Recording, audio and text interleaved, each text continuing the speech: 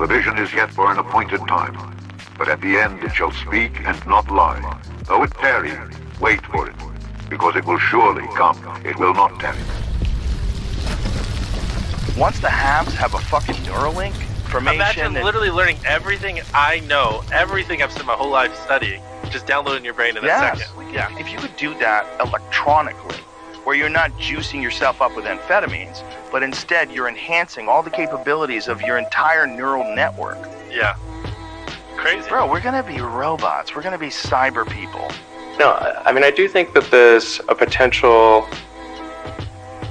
path here, which is, and we're really getting into science fiction or create, you know, sort of advanced science stuff, but having some sort of merger with biological intelligence and machine intelligence. What the fourth industrial revolution will lead to is a fusion of our physical, our digital, and our biological identities.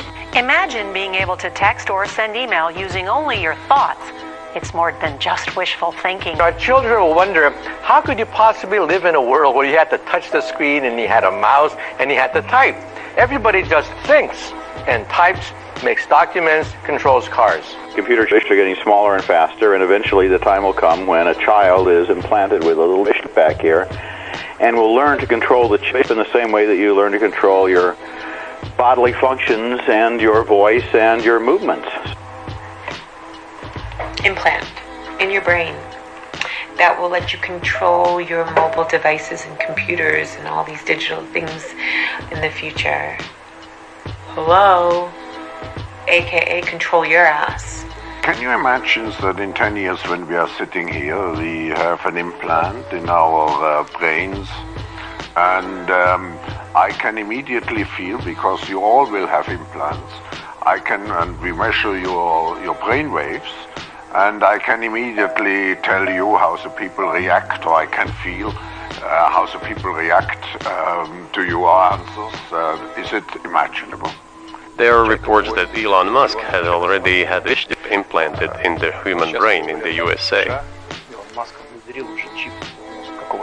What do you think of that? So you'll be directly linked to the internet and to your computer and stuff like that. That's mark of the beast technology, guys. This is the mark of the beast.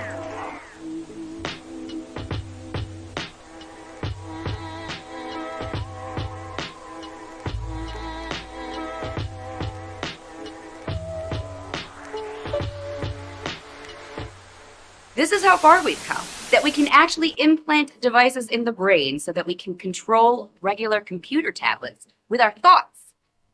Obviously, the implications for people who are paralyzed are huge, but it's also a pretty huge step for humanity in general, just another step in the growing field of neural implants.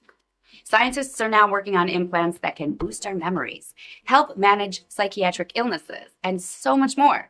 Elon Musk says he's about to announce a product from his company, Neuralink, that will make anyone superhuman, capable of competing with any artificial intelligence. The melding of the human brain to computer brain is only in its infancy and is bound to keep growing.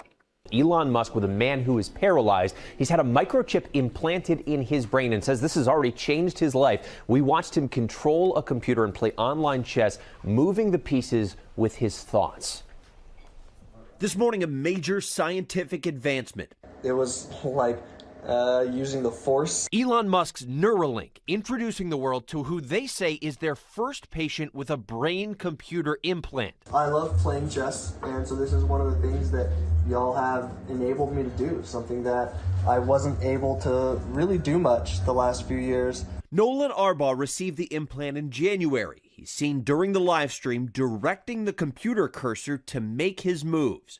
How cool it is to be able to do this. The goal of Elon Musk's startup is to help people living with debilitating conditions, including paralysis, communicate and control external devices with their thoughts. The device is designed to interpret your neural activity so you can operate a computer or a smartphone by simply thinking. The FDA approved Neuralink for human trials last May.